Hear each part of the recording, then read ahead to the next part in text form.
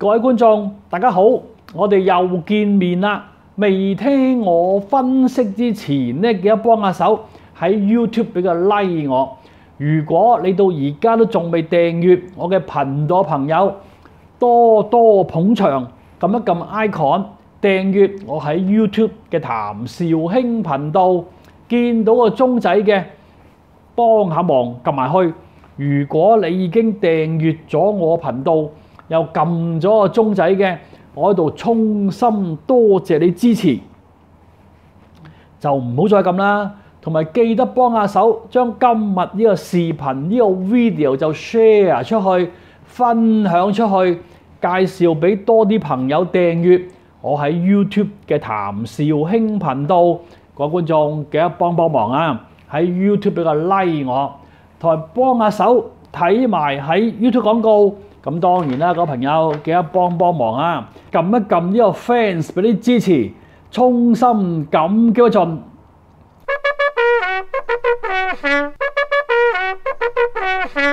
由於我拍今日股評嘅時候呢，黃金同埋加密貨幣嘅相關資料就未齊，咁所以就唔可能有分析啦。好啦，咁而家呢，我就攞齊咗黃金同埋比特幣嘅相關資料，咁所以拍翻呢個號外同大家講翻呢就係黃金同埋比特幣嘅情況嘅。嗱，朋友記得嚇，我專登拍呢個號外同大家講緊黃金同埋比特幣嘅，大家記得撳一撳呢個 fans 俾啲支持同鼓勵，衷心感激一盡。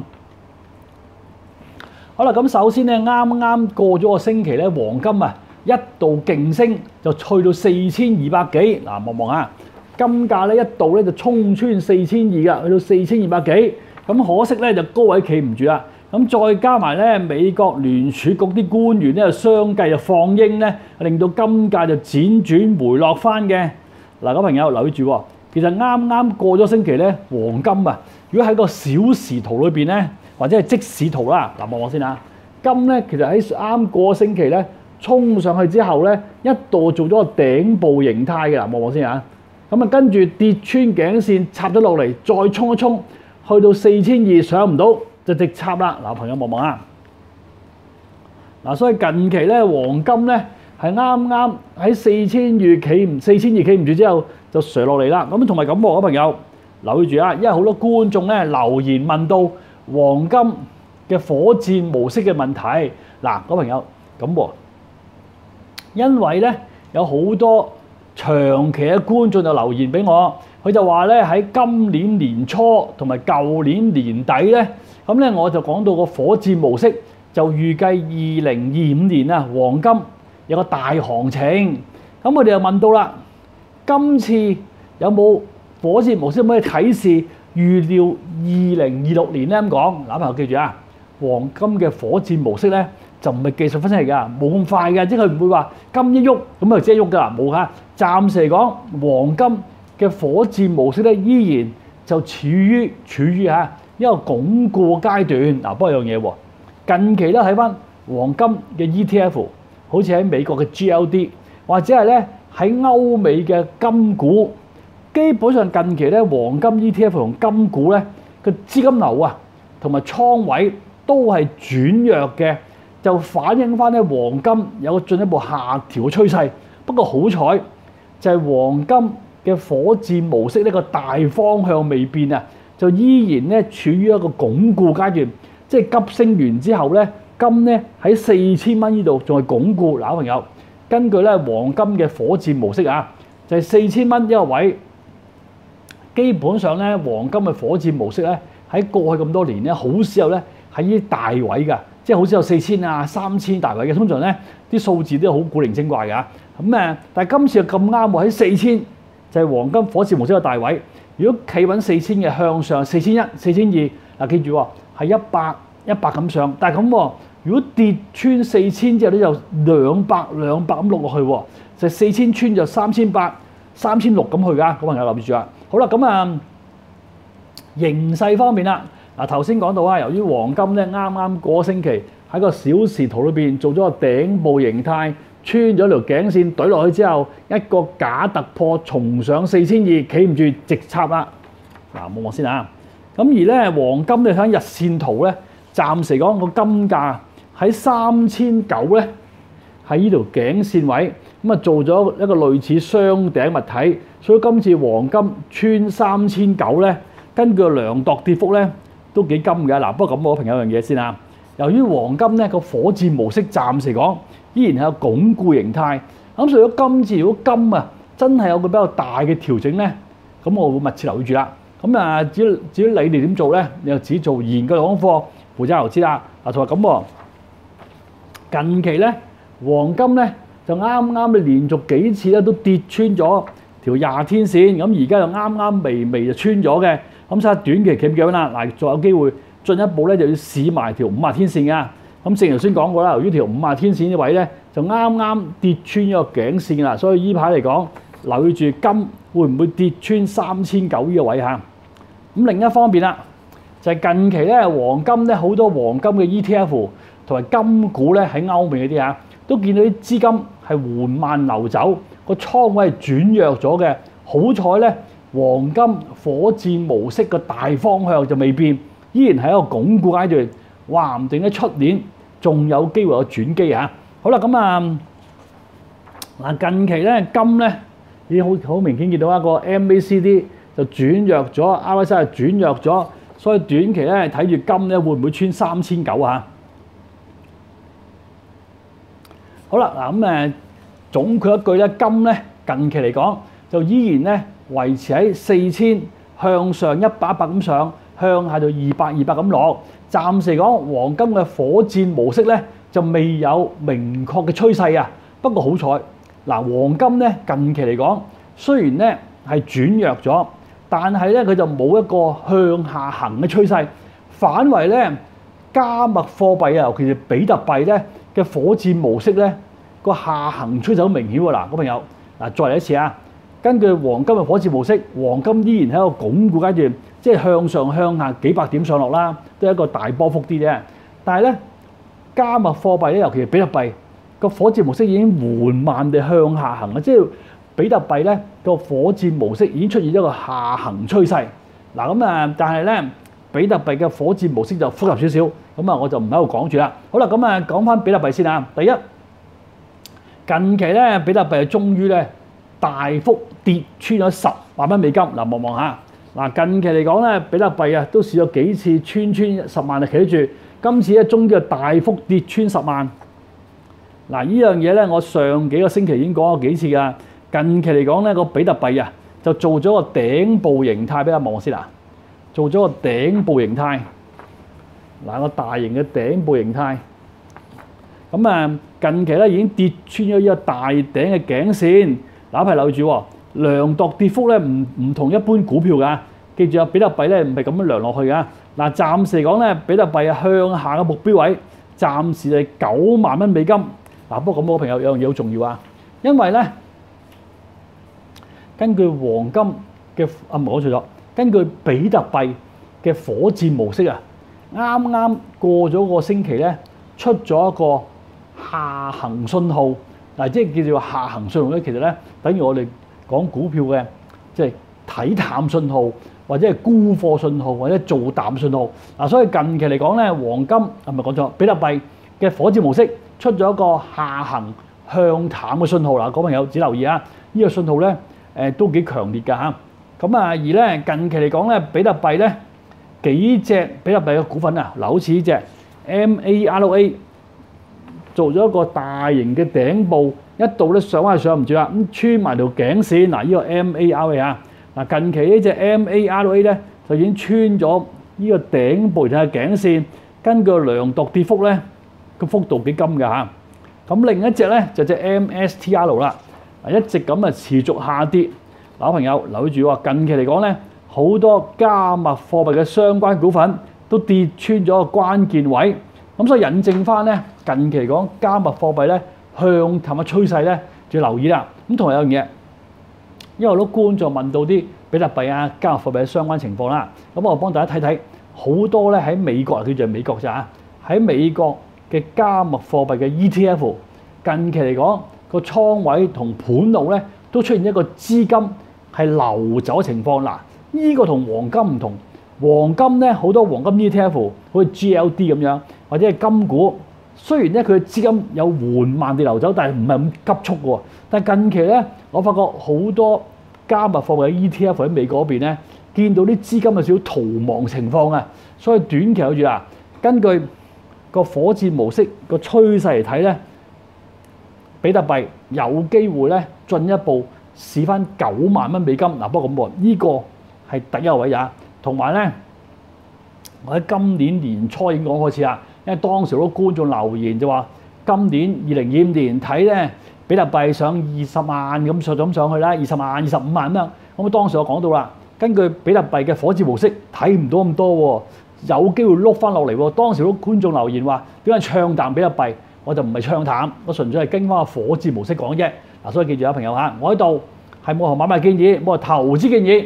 你哋要買要賣就自己做研究做功課，負責投資啦。咁同埋今日我專登拍呢個號外講緊黃金同埋比特幣情況嘅，大家記得幫手嚇，撳一撳呢個 fans， 俾啲支持同鼓勵，衷心感激不盡。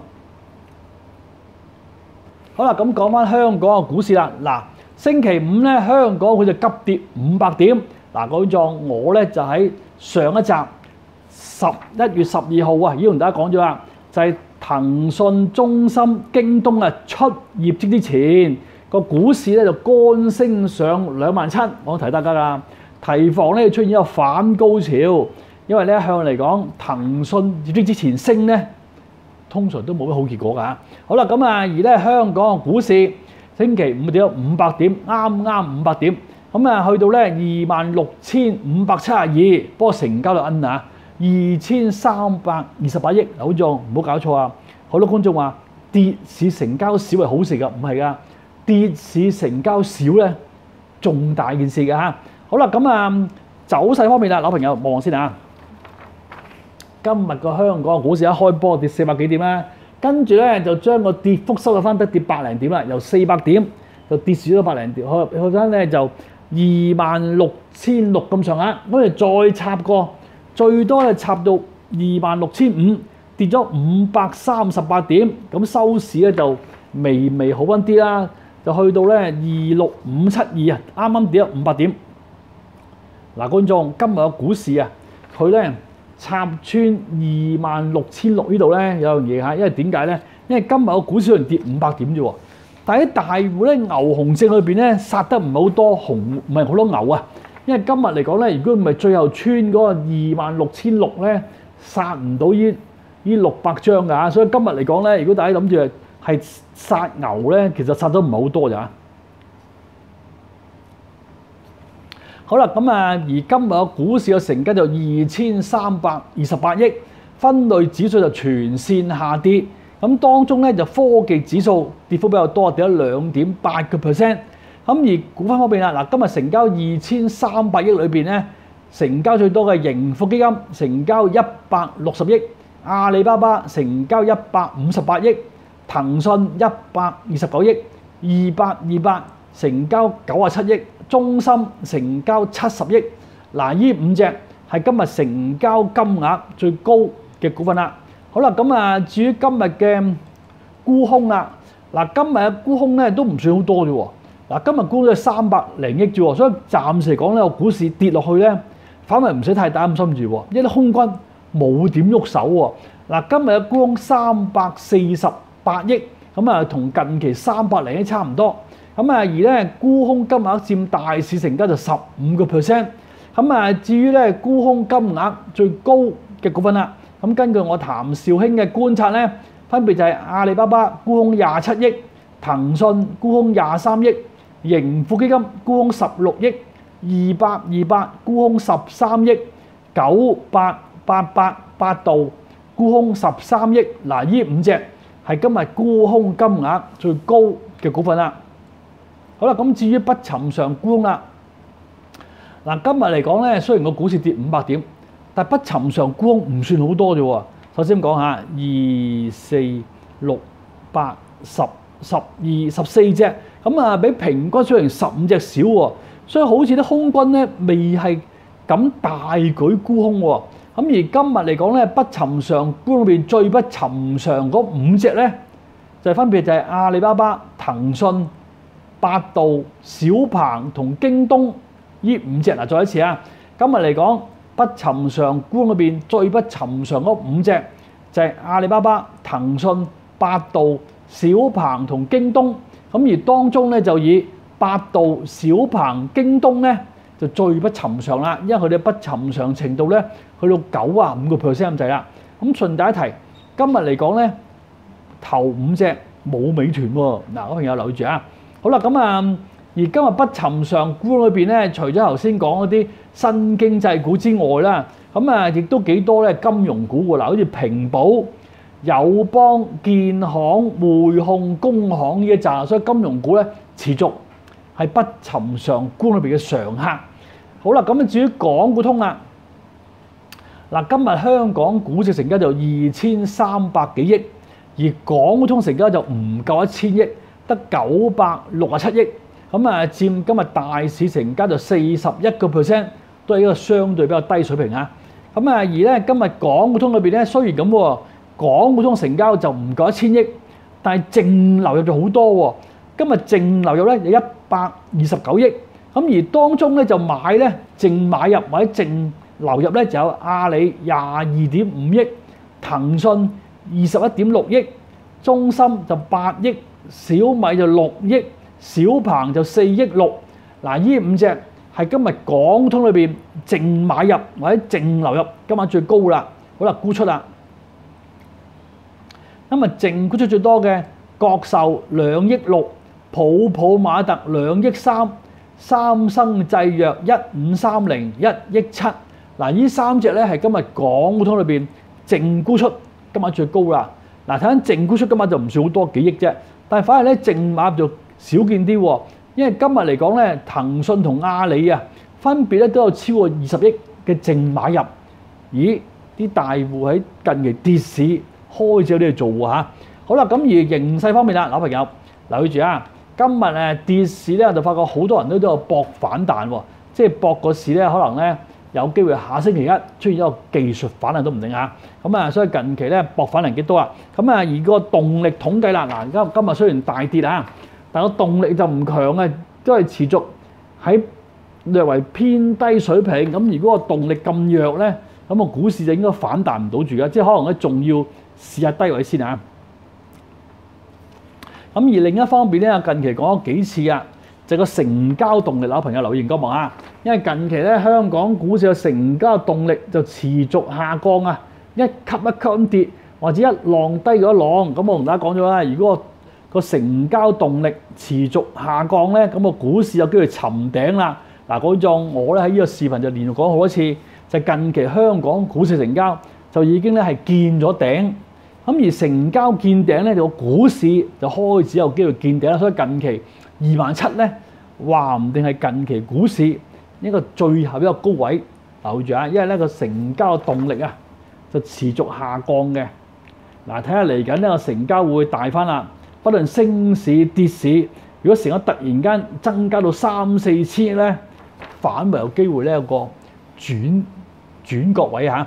好啦，咁啊，老朋友，今日咧就係11月14號，11月差唔多過咗一半，但係咁喎，成個月即係呢一半個月啊，個波頻咧都係咁咋。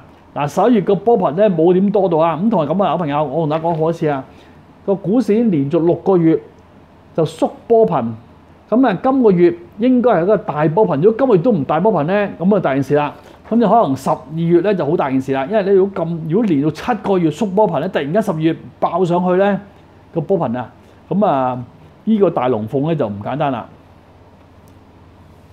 好啦，咁啊另一方面咧，近期個股市我講咗咧，有機會揾咗一個雙頂嘅，或者係頭肩頂。咁而家咧第一次27000，第二次27000，咁如果碌翻落嚟咧，如果穿呢個25000呢個位咧，就開始做嗰個雙頂。所以短期咧留意住啊，因為近期個股市有少少雙頂嘅意味啊，一個頂兩個，如果穿25000就確認啦。嗱，同埋咁喎，今個星期咧個股市形勢真係差啲啊。周線圖嗱，望先啊，呢個周線圖。呢啲針咧真係唔係幾好啊！我就唔係太中意啲咁嘅針啦嚇。所以暫時嚟講，睇下26000企唔企得住啦。因為早排個股市啊喺26000邊啊升升跌跌咧，都已經成4個星期，成個幾月啦。所以今次26,000咧係一個重要關口嚇。咁同埋咁喎，近期嚟講咧個股市咧條50同埋20天線都密集喺26,000邊嚟嘅。嗱，所以呢個位咧不容有失㗎。咁而家好彩嘅 MACD 仲係未掉頭啊。雖然個 RSI 碌咗落嚟，個 MACD 仲有少少微橫行嘅。如果碌翻落去就大鑊啦。咁第二，嗱我同大家講好多次啊，就係個上升通道。嗱，各位朋友，早排嘅股市啊，就已經連續咧成個幾月咧就上唔翻呢條上升軌嘅。咁前日衝上去，但係最慘係乾升啊。今日搭翻落嚟啦。嗱，所以呢條上升軌咧好重要啊，即係個考驗性好強嘅，阻力好大嘅。嗱，如果嚟緊嘅股市再上唔翻呢條上升軌，入翻呢個上升通道咧，咁啊，你真係要小心啦，因為成個幾月都上唔翻去咧，咁啊向下咧，即係久守必失啊，向下機會就越嚟越高啦。咁啊，至於另一方面咧，近期我同大家講咗啦，就係咧呢個波幅通道啦，就係用一個波頻指標、振幅指標同埋另類波指標計出嚟嘅通道咧，近期咧就由向上就變咗微向橫啊！即係而家嘅股市咧，雖然喺通道裏邊，但係向橫嘅機會高啲啊！咁同埋咁嘅朋友嗱，近期嚟講咧，呢個通道咧就開始橫行咧，即係代表個股市啊，由之前呢個大升浪咧，可能咧有少少出現鞏固啊！咁而另一方面咧，好多觀眾留言咧就話咧，好耐冇講3條 EMA， 咁好啦，嗱朋友，今日跌咗500點。我用翻今日收市啊計算咧，由第一天一直到50天，呢50幾條 EMA 裏邊咧，以而家一刻咧就係13、29同埋47嘅準確性就相對較高。咁而呢3條 EMA 咧，本來好地地㗎，本來咧就已經砌正㗎，即係13嗰個29、29嗰個47，就3條係順序嘅，咁應該有爆升嘅。咁但係咧突然間喺跌咗落嚟咧。呢3條啊就已經微橫行嘅，咁啊如果呢3條由順序變咗倒序，小心啲嚇。咁啊同埋咁喎，因為好多觀眾話咧，好耐咧就冇講過爆裂點。嗱，朋友記住啊，根據今日嘅振幅指標同埋波頻指標計算咧，個爆裂點啊，其實今日嘅話都好搞笑，好容易計嘅，就係26,000。如果嚟緊嘅股市企住26,000嘅，就仲有機會再試27,000。嗱，記住，不過咁喎，向上唔係咁多啫，即係暫時嚟講咧，個爆裂點計算咧都係27,000咋。但係如果今次穿26,000咧，就提防啦，就要試25,000嘅，即係向下就1000點，向上就500點啦，即係26,000。如果企穩嘅，仲有機會試27,000，即係由而家26,500計咧，都得500點啫嘛。咁但係咧，如果向下穿26,000咧，就要試翻25,000㗎啦。所以今次嘅爆裂點就係26,000點。好啦，咁啊有唔少觀眾嘅留言就問到騰訊嘅嗱，朋友好多觀眾問到騰訊業績點啊咁講嗱，第一我騰訊業績唔差喎 ，OK 㗎嗱，我同大家講好似係騰訊一向業績都有保證㗎，只不過冇驚喜啫。其實今次業績唔係冇驚喜嘅，只不過咧係有少少驚嚇嗱，因為點解咧？睇翻過去幾份嘅業績咧，近期咧騰訊喺透過 AI 方面咧。幫咗佢唔少啊！即係騰訊業績裏邊咧 ，AI 佔嘅功勞幾大，近呢幾季嚇。好啦，咁但係個問題嚟啦。咁由於咧近期咧騰訊嘅業績之後咧，佢就話咧要將今年嘅資本開支就下調。嗱，問題嚟啦，即係資本開支嘅指引就下調。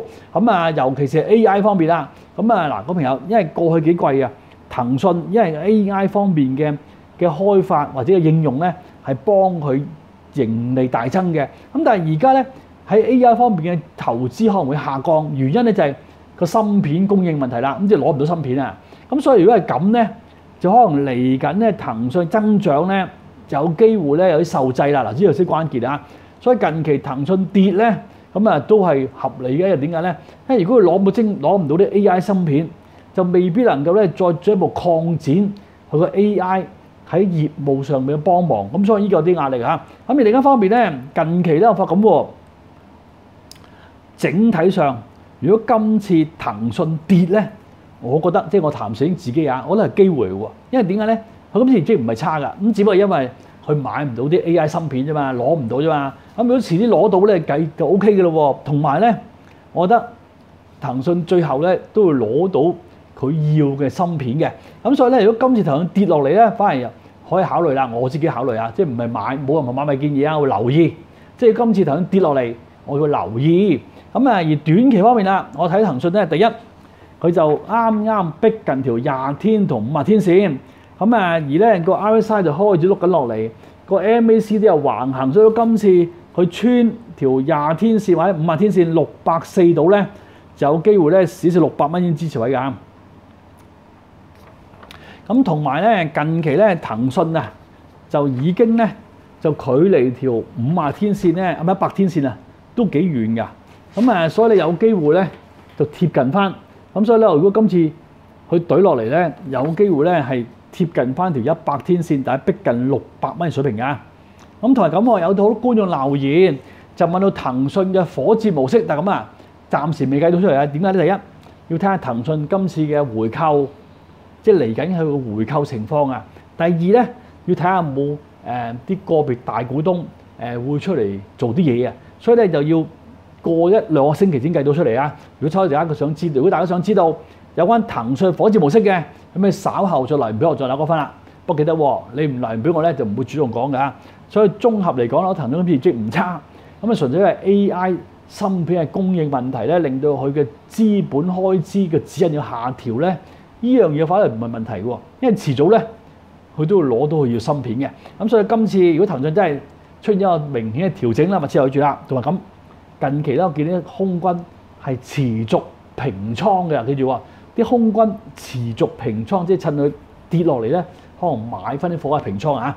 好啦，咁啊另一方面咧，亦都有觀眾就留言就問到中芯嘅朋友，我咧就喺呢個視頻就講咗啦。咁啊，幫忙望望先啊。嗱，我上一次啊，俾大家睇先啊，我就喺上一集10月12號講咗啦，就係近期咧中芯啊就提防佢盈利啊係追唔上股價。嗱，我同大家講好似因為近排咧中芯喺今年啊累積升咗成1倍，但係咁喎，佢盈利咧就未必追到個升幅啦。嗱，近期真係啦，因為今次中芯咧出嘅業績之後咧，佢第4季嘅指引啊都幾保守㗎嚇。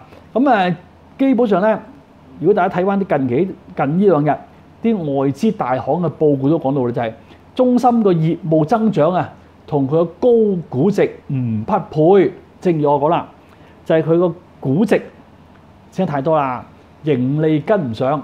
嗱，所以留意住啊。咁短期講咧，不過咁我就算佢唔匹配都好啦，因為中芯係有國產替代呢樣嘢。咁再加埋近期咧，中美喺啲芯片度嘅問題咧，中芯啊係有機會長久受惠嘅。咁所以我翻嚟留意中芯，睇下佢會唔會出現一個大啲嘅調整啦。即係咁啊，而家佢個股價同佢嘅增長就唔吻合。正如我講到，就係近期佢升得太多啦，個盈利跟唔上股價。咁但係咁喎，當個股價掟翻落嚟咧，咁就跟得上嘅咯喎，咁咧就會配合嘅咯喎。所以近排我就留意住中芯啊，睇下會唔會跌翻合理價，當個價值浮現啦。咁而另一方面咧，近期咧中芯有樣嘢，第一佢就已經咧貼近條20天同50天線73蚊度。嗱，望先啊，73蚊度。咁而咧佢個 MACD 有少少機會咧係止跌都唔可能止跌咋，個 RSI 就仲係未得。嗱，所以短期咧提防咧佢會穿一穿條50天線，大概73蚊。同埋咁我有朋友有樣重要啊，就係中芯咧佢又做咗幾個頂㗎啦，頸線70蚊，嗱一個頂兩個三個，所以短期如果穿70蚊咧要提防啊！如果穿70蚊咧，根據量度跌幅咧好金㗎嚇，唔好簡單嘅，唔簡單嘅跌落嚟就好啦。咁另一方面咧，見到好多觀眾留言就問到阿里巴巴嘅。嗱，觀眾有樣嘢喎，由於咧前日啊應該係尋日咁當咧阿里巴巴咧佢嘅阿里千問啊就會變為咧可能會做 AI 嘅代理咧，支援個網購啦，即係話千問度就會做個 AI 代理支援啲網購。呢個消息一開出嚟之後咧，佢前日即係琴日啊講咗，琴日即係星期四咧個股價就即時咧就爆升，就155，升咗10蚊， 11蚊就係撲撲上166，跟住咧就慢慢碌翻來啦。咁今日就打回原形啦。嗱，朋友記住啊，今次咧我想同大家講喎，其實今次阿里巴巴咧，佢將佢個千問或者通2000問啲咧，就變做 AI 代理支援網購咧，其實好 OK 㗎。呢個有長遠利好嘅，即係唔會有短暫嘅爆炸利好，但係咁喎，長遠就利好喎。所以反為咧，呢個咧係增強咗阿里巴巴嘅長遠嘅盈利增長。所以我覺得琴日咧星期四佢升得嚟就過龍，但係長遠呢樣嘢咧係利好㗎嚇。第二，近期咧阿里巴巴咧喺美國嗰邊咧就持續有啲沽壓，美國唔係香港啊，喺美國就持續有沽壓。而香港隻9988咧就俾條20天同50天線壓住，個 MAC 碌緊落去 ，RSI 碌緊落去。咁正如咧我近期講咗幾次啊，隻阿里巴巴近期啲空軍就加沽嘅，咁所以依排咧就提防啦。因為點解咧？因為阿里巴巴咧就做咗個，亦都好似隻981咁嘅中心咪做個頂，兩個頂，三個頂，頸線153蚊。如果短期穿153咧，嗱朋友，如果短期跌穿153，確認呢個大頂咧個量度跌幅金㗎嚇，有機會咧可能要穿埋104蚊㗎。不過咁喎，如果今次阿里巴巴真係穿呢個大頂，試翻低位咧，其實中長線咧反為自己留意㗎嚇，記住係留意㗎。好啦，另一方面有啲觀眾留言有冇京東？京東冇乜我講喎，因為咧雖然京東咧佢上一個嘅利潤啊就勝預期，不過咁喎係跌少咗啫喎。咁同埋近期咧，我發覺京東佢個外賣戰啊成咧，始終咧就對個股價壓力咧就越嚟越大啊。咁所以近期咧雖然佢就盈利咧個跌幅嘅跌幅啊係比預期少，咁但係咧呢個都唔係話盈利增加，係盈利跌少咗咋。而另一方面咧，今日咧京東就插咗落去啊，就穿咗同大家講120蚊嗰個位。嗱，好關鍵啊！第一，近期咧京東咧望先啊，嗰條50天線就已經跌穿條200天線，出咗個終極死亡交叉。咁一次、兩次、三次上翻一個交叉位都上唔到翻嚟嘅。咁而家就正式跌穿120蚊。嗱，因為120蚊咧係個頂嚟㗎嚇。不過呢度都唔重要喎，真正重要咧其實咧就係呢隻京東咧就有個大雙頂頸線126，咁近期就穿埋啦。如果今日再穿埋120蚊，所以短期如果上唔翻120蚊咧，根據呢個大雙頂嘅量度跌幅咧，下個位就要試100㗎啦。記住100係初步位咋嚇，唔係終極位嚇。即係短期再企上唔翻120蚊嘅，下個咧有機會試100㗎啦。不過咁我朋友近期咧，大家知道京東就同美團嘅外賣冚啊，但係依排我發覺咧，京東嘅倉位咧就持續轉弱嘅，反而美團嘅倉位咧開始有些少唔多，有些少好轉。嗱，所以詳情咧你此難不再撈翻啦，因為近期咧大家想知道有關美團嘅沽空或者倉位情況嘅，記得留言俾我，或者做到觀眾關注問題同啱翻嘅。好啦，個朋友。今日咧就講到係咁多，記得幫下手喺 YouTube 俾個 like 我。如果你到而家都仲未訂閱我嘅頻道，朋友多多捧場，撳一撳 icon 訂閱我喺 YouTube 嘅譚紹興頻道，見到個鐘仔嘅幫下忙撳埋去。如果你已經訂閱咗我頻道，又撳咗個鐘仔嘅，我喺度衷心多謝你支持，就唔好再撳啦。同埋記得幫下手，將今日呢個視頻呢個 video 就 share 出去，分享出去，介紹俾多啲朋友訂閱我喺 YouTube 嘅譚紹興頻道。各位觀眾記得幫下手嚇，喺 YouTube 俾個 like 我，同埋幫忙睇埋喺 YouTube 廣告。咁當然啦，各位朋友記得幫手撳一撳呢個 fans，俾啲支持同鼓勵，衷心感激一盡。喺近期咧咁多嘅股份先後出業績之後咧，我就發覺嘢啦。如果真係要揀咧，咁我就留意住港交所啦。因為點解咧？第一就係因為咧近期咁多嘅股份出業績之後咧，好多咧好似騰訊啊，會因為啲 AI 芯片嘅限制問題，令到佢嘅盈利增長可能會放緩都唔定啦。第二，亦都有競爭性啦，好似隻京東同美團咁啦。咁翻嚟港交所咧，我發近期香港股市嘅成交就持續，雖然縮咗啲嚇，但都維持喺2000零億。咁如果以今年全年呢一刻嚟講咧，大約係2800億，就唔夠30億。咁個合理價大約係400蚊邊啊！即係而家嚟講咧，雖然港交所今日跌咗10幾蚊，但係而家嚟講425蚊咧都唔係平㗎啦嚇。咁啊當然啦，要平我先留意啦，即係最好就係穿400蚊，就去啲開始吸引嘅價位。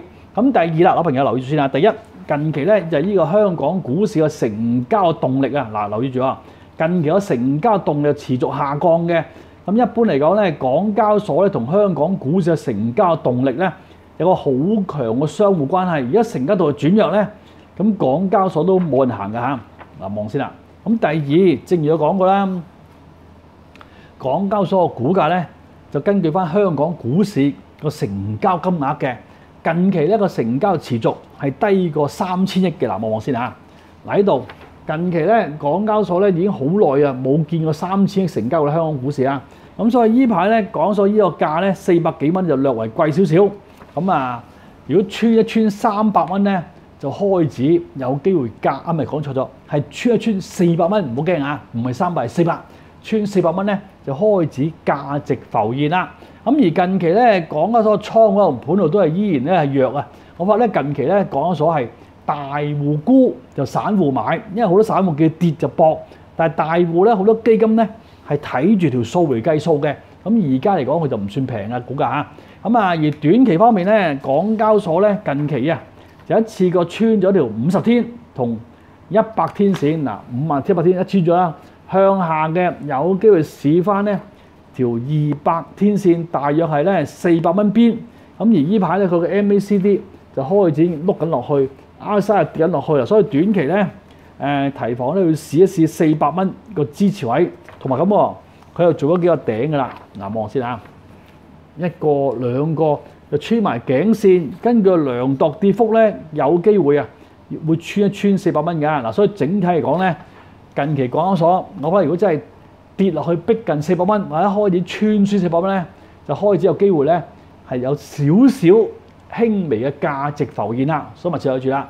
即係如果咁多隻香港股之中，如果跌落嚟撈底咧，咁我當然諗隻港交所啦。咁第二咧，如果我會諗咧，就咁中芯啦。因為點解？如果中芯跌得金嘅咧，呢個國產替代咧就會有突然間要發揮支持力度。嗱，好啦，朋友，最後咁梗係騰訊啦，因為騰訊業績唔錯今次，只不過係因為佢攞唔到啲 AI 芯片，咁啊可能呢個咧會對佢盈利咧有影響啦。咁但係我覺得佢最終咧都要攞到佢呢個芯片，係錢嘅問題。好啦，朋友，今日咧講到咁多，記得嚇，我喺度係冇任何買賣建議，冇話投資建議。你哋要買要賣就自己做研究功課，負責投資啦。咁同埋有樣嘢，各位朋友嚇，第一，近期香港嘅股市嗱，呢個咧係計埋今日嘅14號，今個上半月啊，個恆生指數11月上半個月啊，個波頻咧都係咁奀嘅。如果係咁咧，就連續7個月都咁奀啦。咁即係話今個月如果都係再咁咧，咁啊12月就真係小心啲啦。因為連續7個月縮波頻咧，12月一個大爆邊咧，可能呢個震盪性好高㗎嚇。咁同埋咧，近期香港嘅股市咧就已經持續係上唔翻呢條上升軌，都成個幾兩個月嘅呢度嚇。咁所以如果再上唔翻咧，就久守必失。咁同埋咧，佢就已經醖釀一個雙頂27000，第一次、第二次，所以如果穿25000咧，就確認呢個大頂啦。嗱，同埋咧，今日星期五，我專登同大家講計咧，就個爆裂點暫時26000，企穩26000嘅後市就有機會試27000。但如果今次穿26000咧，根據爆裂點計算咧，就有機會試一試25000㗎。所以朋友自己留意啊！好啦，各位觀眾，如果大家有個別香港或者係美國股份問題想知嘅，外匯、黃金同埋加密貨幣問題想知嘅，不妨嚟俾我，或者最多觀眾關注問題同打翻嘅，不過記得幫手撳一撳呢個 fans， 俾啲支持同埋鼓勵，衷心感激一盡。好啦，今日講咁多，再見。以上資料呢就純屬參考之用，冇任何投資建議。